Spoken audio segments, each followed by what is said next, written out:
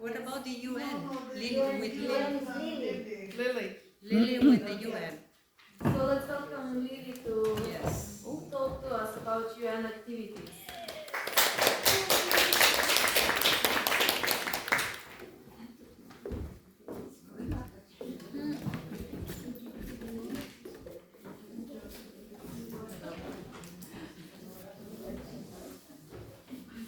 Hello everybody. Hello. Next.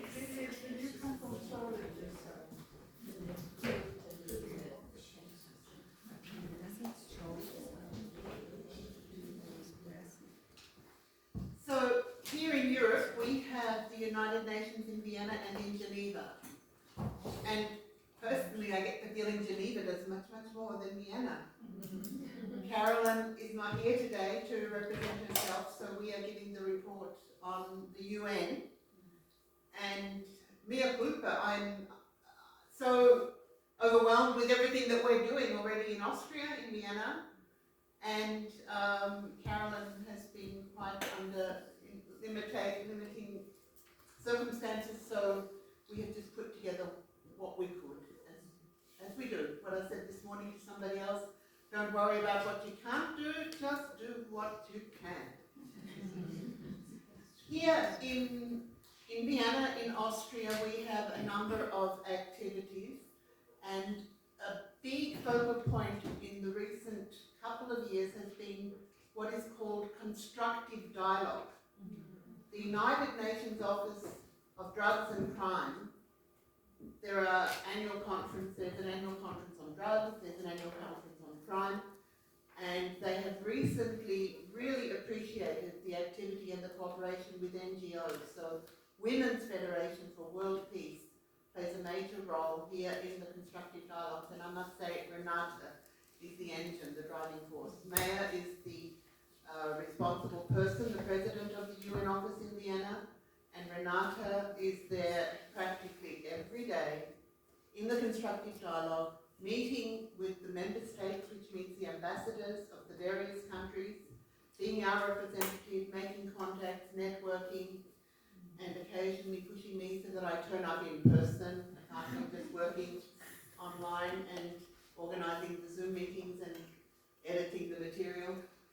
So, okay, that's not a good colour. I think, Renata, next time we do black.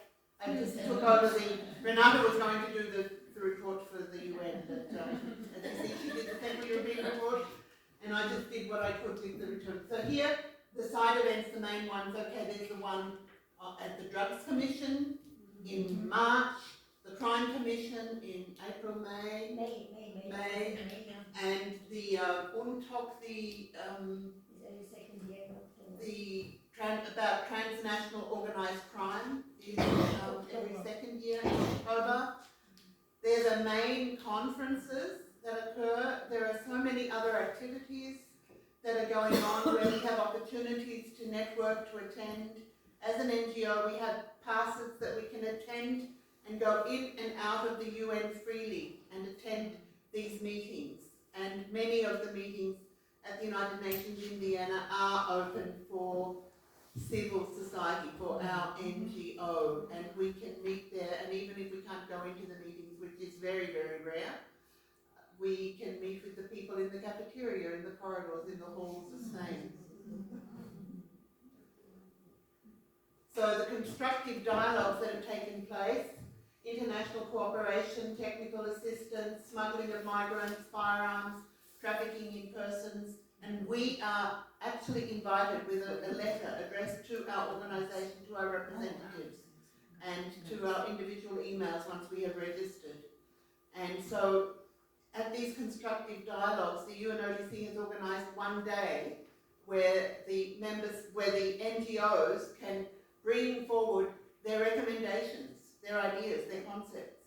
And the second day is the meeting with the member states where the countries, the ambassadors of the United Nations should meet to these recommendations that you make, that we make, that NGOs can give to the world government. So this is where we see the interaction of civil society and United Nations. This is how we can cooperate with them. This is where we can give them ideas. And there are actually 2 statements from women's federations that are available on the UNODC website. So whenever we have activities where I get the media, the information for it, if there is a video, I have posted it to the Women's Federation Europe YouTube channel when we have Zoom meetings, and we have many other activities there on the Zoom meeting. Questions at the end, please? Yes, at the end. Yeah. Okay. Just because of my time. This is an event we have only just briefly mentioned, the cooperation with the Philippine Society. They had their education session in our meeting rooms in Vienna, and we have had a number of cooperative events from the beginning in January, where we met with the ambassador in the embassy, to other events at the United Nations. This was the anniversary of the United Nations, the birthday of the United Nations in October, where we organised a conference to celebrate the birthday of the United Nations. And we had a big conference room, and together with the Philippine diaspora and Women's Federation, we had a very, very successful conference. So I was doing the technical support there for this meeting. Not to forget the picture of the very white lily and the technical staff sweating behind. Make everything work. So one of the online activities by our Filipino expat, Merly Sapila Blasque, she has initiated this meet and greet project, and every couple of months we have a meeting which has started off with the people that Renata and the others have met at the UN, with the networking that happened with Africa, with South America, with all the ambassadors from around the world. We have made the connections and organised this online dialogue where we have a meet and greet meeting, and we have 4 or 5 speakers who introduce their project. So for them, it's an opportunity to introduce what they're doing. For us, we showcase how the UN works and how cooperation between NGOs and the United Nations, how we can more effectively do our job and enable people. I really see my job as an enabler. As when we had our meeting with the staff from the UNODC, Dr. Wadid said, oh, you give us visibility.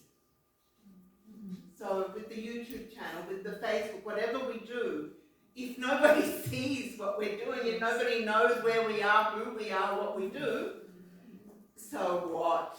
So the visibility is so important.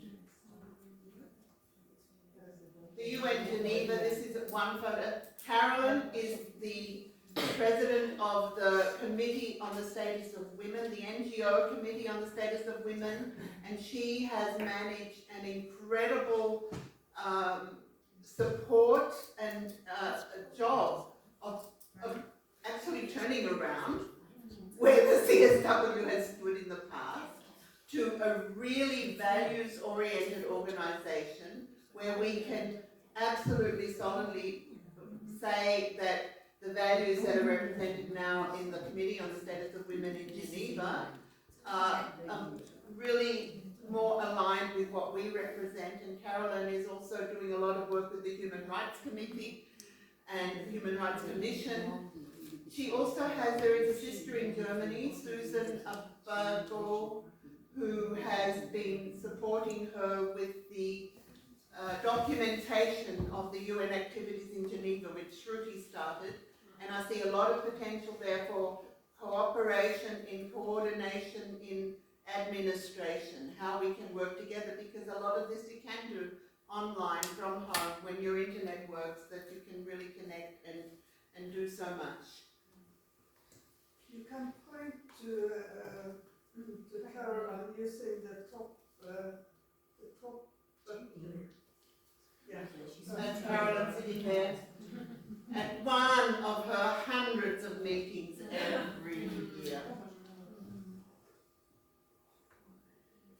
Reporting from Civil Society Forum to the UN Intergovernmental Review, October 22nd. Again, Carolyn.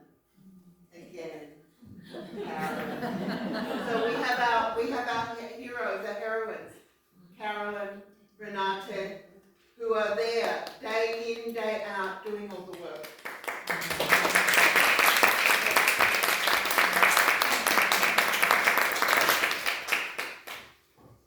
This is the United Nations in Geneva, the Beijing plus 30. Let me make a bit of an advertisement. My landlady was working for the United Nations in New York and in Vienna, and when the buildings were built in Vienna for the United Nations, they needed officers to fill the rooms. So they called the Commission on the Status of Women from New York to Vienna. And she was working in that office in the very beginning when it came to Vienna. And then they moved back to New York.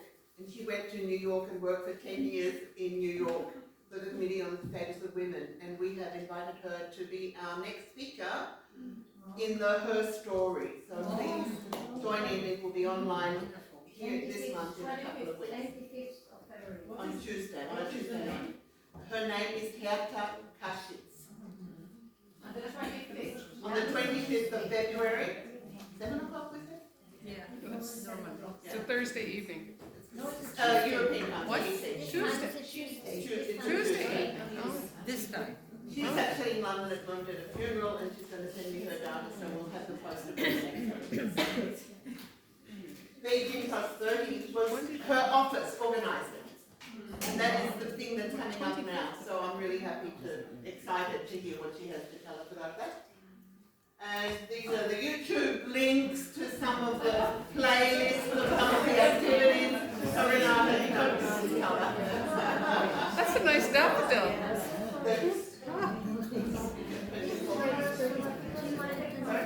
That's what I think. I'm going to ask. So the upcoming constructive dialogues, looking to the future, the constructive dialogues, we have opportunity to present statements. Have a look at the statements that have been posted. We can do better. We can do more. We can give more. So we have academics, we have professionals, we have doctors, we have medicos. We can really make statements and agreements and tell them what to do. Tell the UN what to do. I have a page on the website with statements, so send them to me. So the links are here in the presentations. Yeah. Yeah. So that's looking ahead. The 3 conferences that I mentioned, and we plan to do side events whenever we can.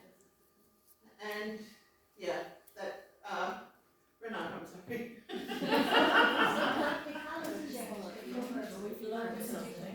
So Victor's will change all of that into a dark colour that we can see, or when you receive it on, if you have a look at it.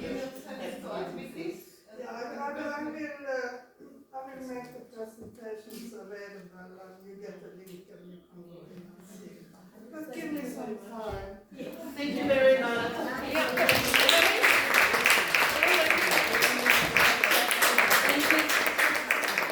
Oh, sorry, Anne. I have 2 questions. Maybe we can have questions a little bit later. We are a little bit with time. Yeah. And then we will have Q&A. Yes, we have Okay. a Q&A discussion. I would like to welcome Marcia again. Thank She you. will share more with us.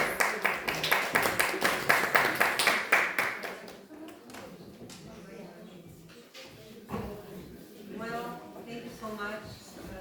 This is a more interactive time together here with Beijing.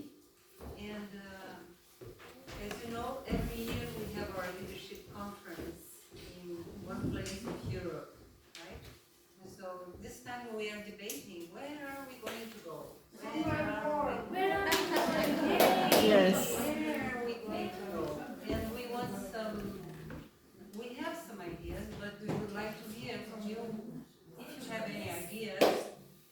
It's good that the countries are not too expensive because you know what happens.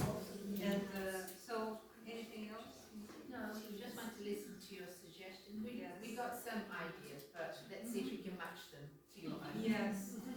And where would you like to take the annual European Leadership conference like the one we had in Poland last year, and Cyprus the year before, and I cannot go back anymore. So, okay, so let's hear one suggestion, Lucy. My suggestion is near Barcelona. Yes. Okay, Sam, can someone take Rita? You can take the notes. Yeah, The notes. I can also suggest. And you can also suggest. Albania? Albania. Yes. What do you think, Cassie? Albania? She accepts. Okay. Slovakia. We were in Germany. What do I say?